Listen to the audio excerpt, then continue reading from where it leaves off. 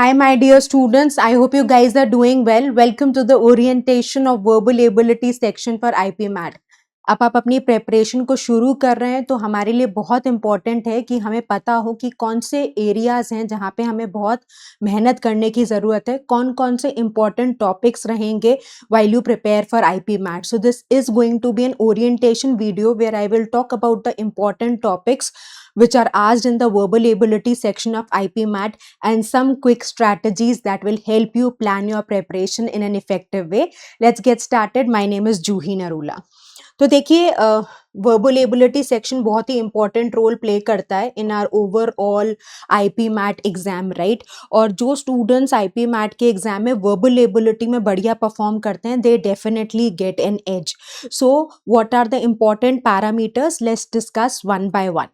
सो reading comprehension section सबसे ज़्यादा crucial है। लास्ट ईयर 3 रीडिंग कॉम्प्रीहेंशन के क्वेश्चंस आए थे। I am talking about IPMAT 2025। जब मैं वीडियो रिकॉर्ड कर रही हूँ तो 2026 का पेपर नहीं हुआ है। So we are still waiting कि कितने आरसीज इस साल आएंगे so that we can understand the pattern.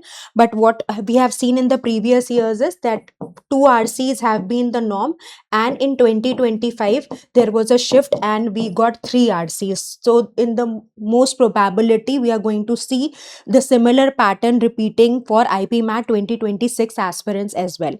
तो यहाँ से आप समझिए कि 15 से 16 सवाल अगर एक सेक्शन से आते हैं तो वो एरिया हमारे लिए कितना क्रूशल होगा। तो रीडिंग कॉम्प्रीहेंशन का मतलब होता है आपको एक अनसीन पैसेज प्रोवाइड किया जाता है, आपको उसको इंटरप्रेट करना होता है और उसके बाद हमें इंश्योर करना है कि हमारी इंटरप्रिटेशन राइट हो। एक बार इंटरप्रिटेशन हो जाती है तो उस पैसेज पे बेस हमसे क्वेश्चंस पूछे जाते हैं। ऑन एन एवरेज एक पैसेज से हमारे पास 5 से 6 सवाल आते हैं। तो अगर आप पैसेज को ढंग से ब्रेक डाउन कर लेते हैं तो आपकी पहली बैटल यहीं पे जीती जाती है। नेक्स्ट इंपॉर्टेंट पॉइंट है कि आप क्वेश्चन को बहुत इंटेलिजेंटली डिकोड करें। और थर्ड स्टेप होता है कि आप कैसे अपने करेक्ट आंसर तक पहुंचते हैं। इसके लिए हम एक स्ट्रैटेजी को फॉलो करते हैं जिसको प्रोसेस ऑफ एलिमिनेशन कहते हैं। इसका मतलब है कि आप इनकरेक्ट आंसर चॉइसेस को एलिमिनेट करते जाइए, जो बचेगा वो करेक्ट आंसर होगा। तो अब हम देखते हैं कि किस तरीके के क्वेश्चंस हमें देखने को मिलते हैं। तो देखिए, अगर पैसेज के जॉनरेस की बात करें तो it is basically varied right. So it is no 1 or 2 fixed types जहाँ से आपके आरसीज इमर्ज करके आते हैं। The passage could be of psychology, the passage could be of history, the passage could be of social science, it could be a science based article, it could be on artificial intelligence right. So diversified category से passages आते हैं। और हमारे लिए एक important suggestion है before we further take a look that we should rigorously read. तो अगर आप अपनी आईपी मैट की जर्नी को बिगिन कर रहे हैं तो कोशिश करिए एवरी डे 30 मिनट्स की एटलीस्ट आपकी अनइंटरप्टेड रीडिंग हो। अनइंटरप्टेड मतलब उसमें आप फोकस लूज ना करें, आप डिस्ट्रैक्ट ना हो। ऐसा नहीं है कि आप 10 मिनट पढ़ लिए फिर उठ के चले गए, ऐसा बिल्कुल ना करें। कोशिश करिए कि फोकस तरीके से आप रीड करें। सो 30 मिनट्स ऑफ अनइंटरप्टेड रीडिंग।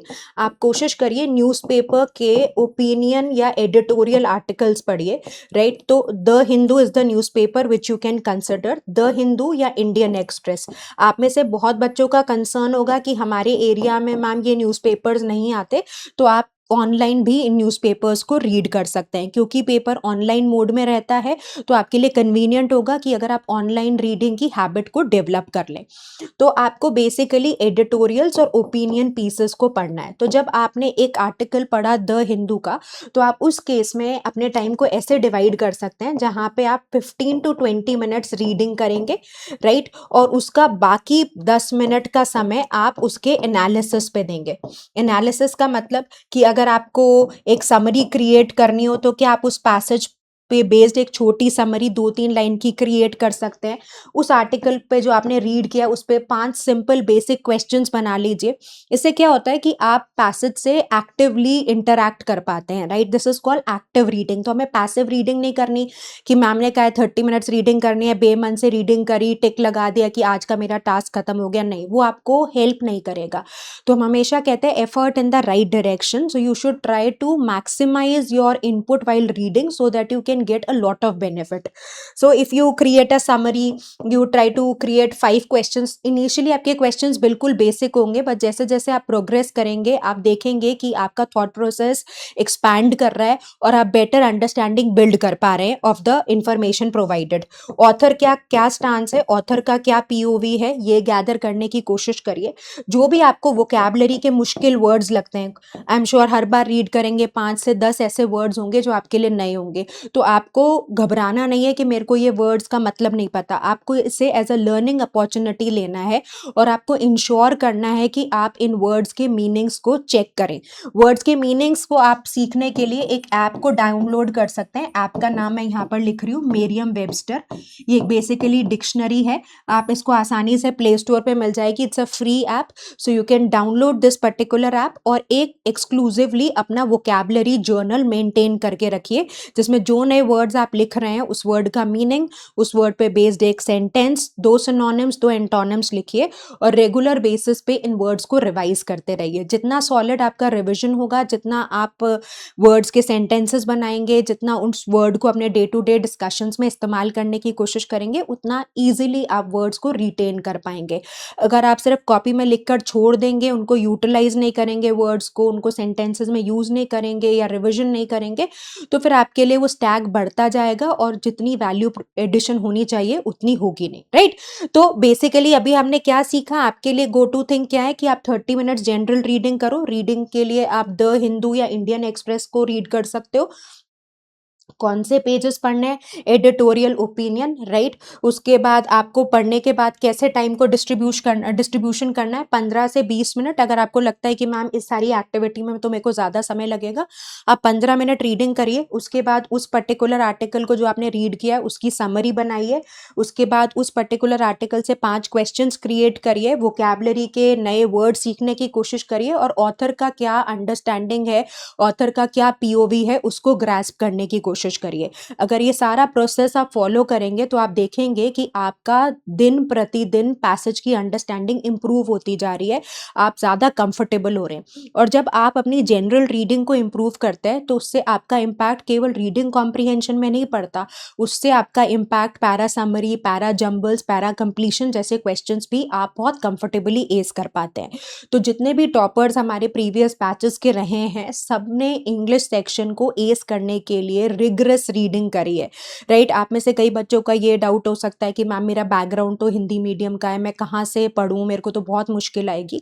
तो इनिशियली हो सकता है कि आपकी अंडरस्टैंडिंग कम रहे, पर हर दिन आप धीरे धीरे इंप्रूव करेंगे. बस इंग्लिश में क्या होता है कि क्योंकि आप एक स्किल सेट एक्वायर कर रहे हैं, आप एक लैंग्वेज सीख रहे हैं, तो ओवरनाइट इंप्रूवमेंट नहीं आता, पर हर दिन आप थोड़ा थोड़ा इंप्रूव करते हैं.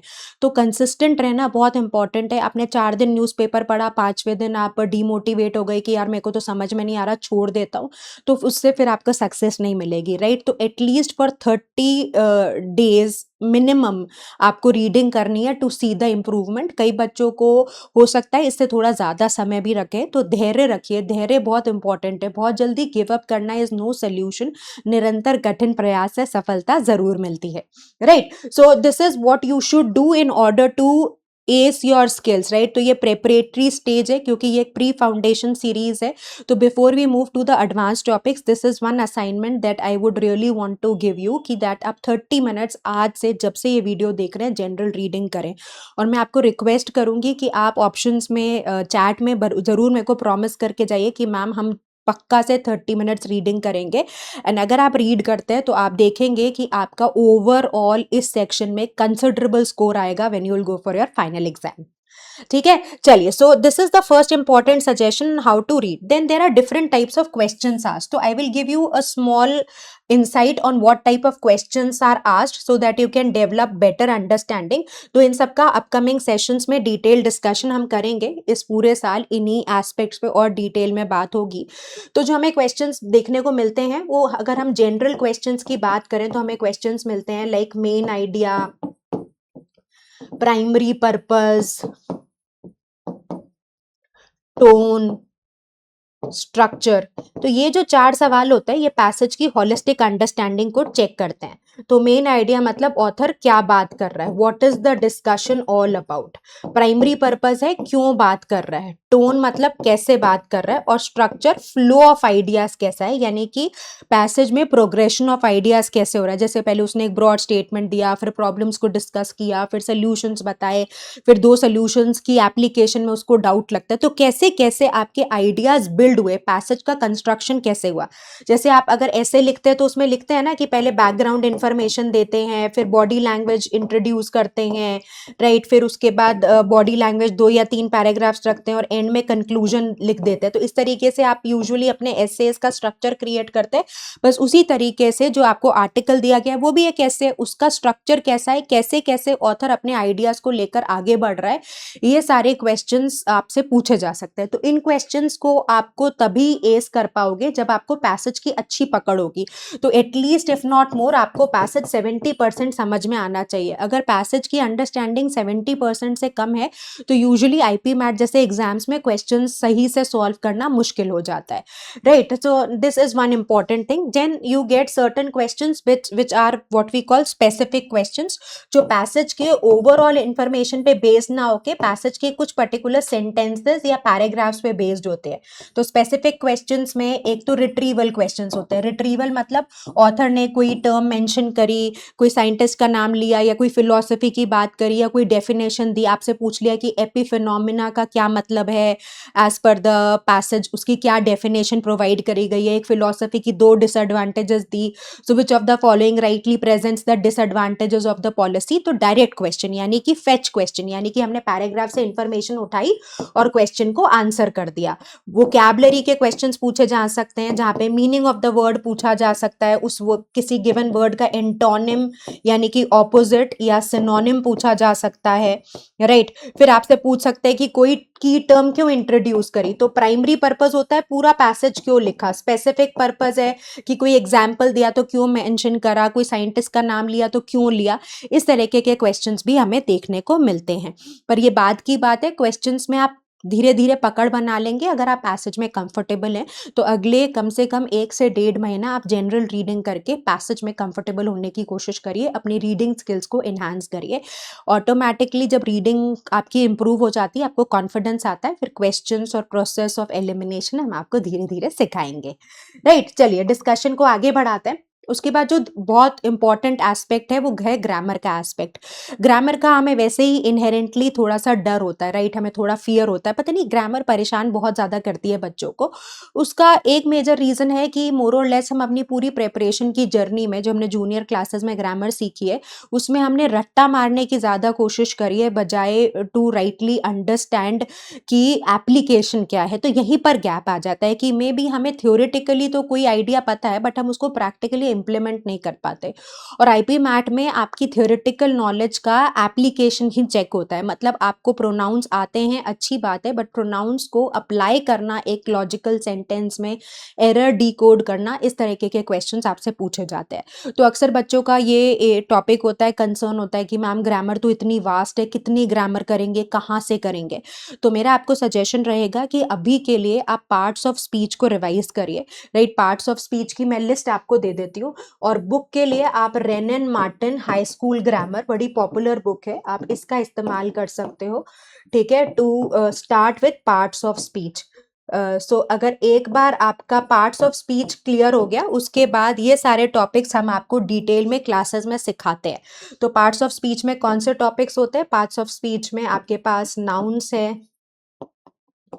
प्रोनाउंस है, वर्ब्स है, एडवर्ब्स है, एडजेक्टिव्स हैं,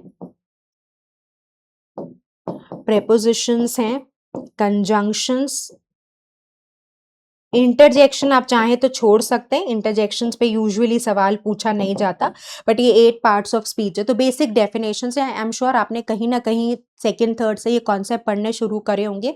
जैसे noun is a name of a person, place, animal और अ थिंग, जिसको हिंदी में हम संज्ञा कहते हैं, right. So Juhi is a noun, girl is a noun, student is a noun, right.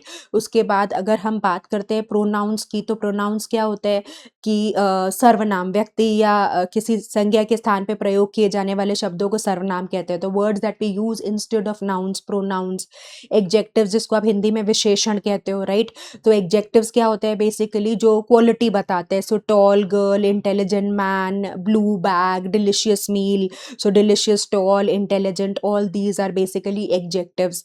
Adverbs, verbs, adjectives और एडवर्ब्स की क्वालिटी बताते हैं। प्रेपोजिशंस होते हैं जो रिलेट करते हैं, रिलेशनशिप बताते हैं। कंजंक्शंस कंबाइन करते हैं, राइट। तो आपको लग रहा होगा मैम इतनी जल्दबाजी में क्यों पढ़ा रही है। मैम पढ़ा नहीं रही, मैम आपको बस एक डिटेल में अंडरस्टैंडिंग बिल्ड करने के लिए दे रही है कि अगर आपको अभी के लिए तुरंत एक एक्ट चाहिए कि हमें क्या करना चाहिए, तो आप पार्ट्स ऑफ स्पीच पे ध्यान देना ज़रूर शुरू करिए। और ऑफ कोर्स अगर आप हमारे बैच के स्टूडेंट हैं तो हम ये सारे टॉपिक्स डिटेल में आपको कराएंगे और यूट्यूब पे भी इंश्योर करेंगे कि आपके पास सारी इन्फॉर्मेशन जितनी हम दे सकते हैं ज़रूर पहुंचे, राइट। एग्जाम में अगर पार्ट्स ऑफ स्पीच आपको क्लियर हो जाता है, जो फंडामेंटली टेस्टेड कॉन्सेप्ट्स हैं, जो बार बार आपको आईपी मैट के, जिप मैट के, रोहतक के पेपर में देखने को मिलते हैं, वो ये इंपॉर्टेंट टॉपिक्स है। तो इन टॉपिक्स का आप ज़रूर एक स्क्रीनशॉट लेके या लिस्ट लेकर रख लीजिएगा, राइट। और कोशिश करिए कि जब आप पार्ट्स ऑफ स्पीच क्लियरली पकड़ लें, आपको अंडरस्टैंडिंग बिल्ड हो जाए, तो आप ट्रांजिशन कर सके। इन टॉपिक से बहुत सारे क्वेश्चंस आते हैं, मतलब अगर ग्रामर से मैं बात करूँ तो आप लगभग 5 से 6 सवाल एक्सपेक्ट कर सकते हैं। तो ये भी एक इम्पॉर्टेंट पिलर ऑफ प्रिपरेशन है। इसमें भी धीरे धीरे कोशिश करिए कि आप दिन के 15 मिनट 20 मिनट अगर दे सकते हैं ग्रामर की रीडिंग को, अंडरस्टैंडिंग को, एप्लीकेशन को, तो ज़रूर दीजिए। इससे क्या होता है कि आपको फिर एंड में बहुत ज़्यादा प्रेशर नहीं आता, और जितनी हमारी फाउंडेशन क्लियर होगी उतना हम आगे बढ़ पाते हैं to do advance questions, right. मैं हमेशा कहती हूँ कि स्टूडेंट्स को एक हायरार्की मेंटेन करने की ज़रूरत है। तो सबसे पहले आप अपनी प्रिपरेशन बिगिन करते हैं तो अपनी फाउंडेशन स्ट्रांग रखिए। तो अभी तो हम प्री फाउंडेशन सीरीज पे ही हैं। तो फाउंडेशन स्ट्रांग करने का मतलब है कि आपको ग्रामर के पार्ट्स ऑफ स्पीच के बारे में अवेयरनेस हो, आपकी रीडिंग सॉलिड हो, आपका फोकस नहीं लूज होता हो, आपको घबराहट ना होती हो, प्रेशर नहीं फील होता हो रीडिंग में, राइट। एक बार आपकी फाउंडेशन सॉर्टेड है तो फिर आप एडवांस स्ट्रैटेजीज पे जा सकते हैं। एक बार हमारी स्ट्रैटेजी समझ में आ गई तो फिर हम कोशिश करते हैं कि उसकी एप्लीकेशन हम सीख जाएं। एप्लीकेशन के बाद हम चाहते हैं कि हमारी एक्यूरेसी इंक्रीज हो जाए। एक्यूरेसी के बाद हम टाइम के एस्पेक्ट को कंट्रोल करते हैं।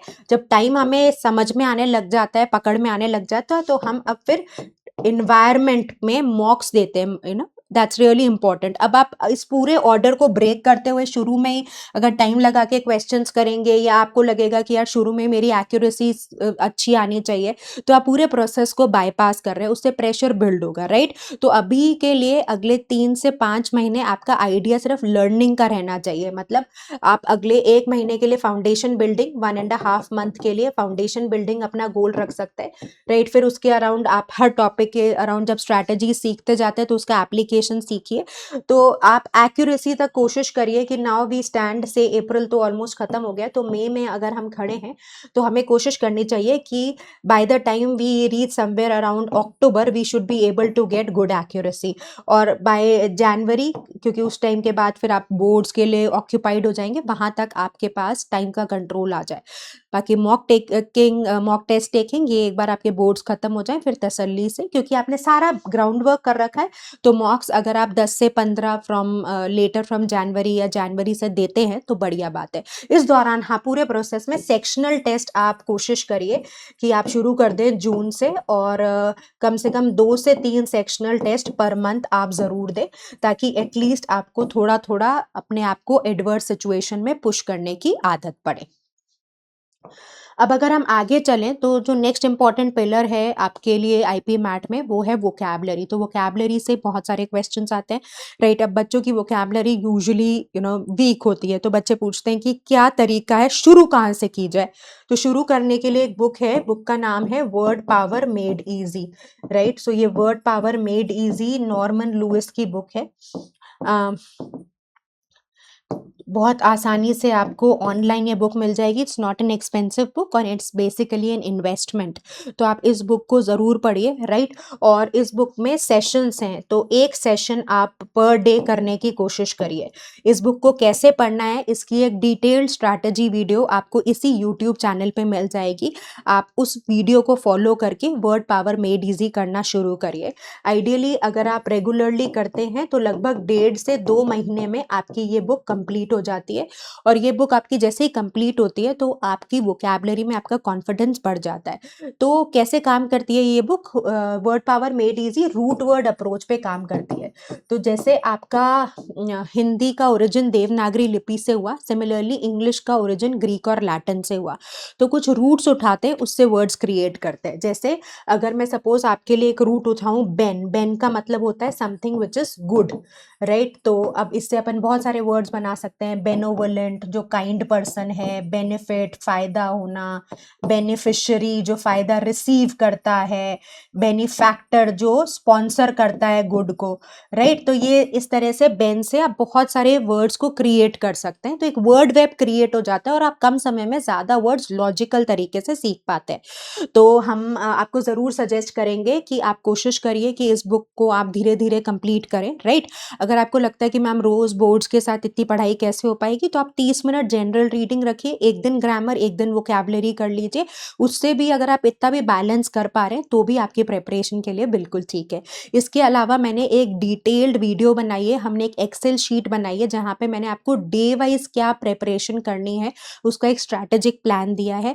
वो यूट्यूब वीडियो आपको इसी चैनल पे मिल जाएगी, right. That is an yearly plan. तो हर दिन, महीने के हर दिन में आपकी क्या स्ट्रैटेजी हो रही चाहिए वो मैंने उसमें क्लियरली मेंशन कर रखी है। तो आप एक बिल्कुल step by step logical preparation guide चाहते हैं तो आप उस डॉक्यूमेंट को बहुत आसानी से एक्सेस कर सकते हैं। That video is again available on our YouTube channel.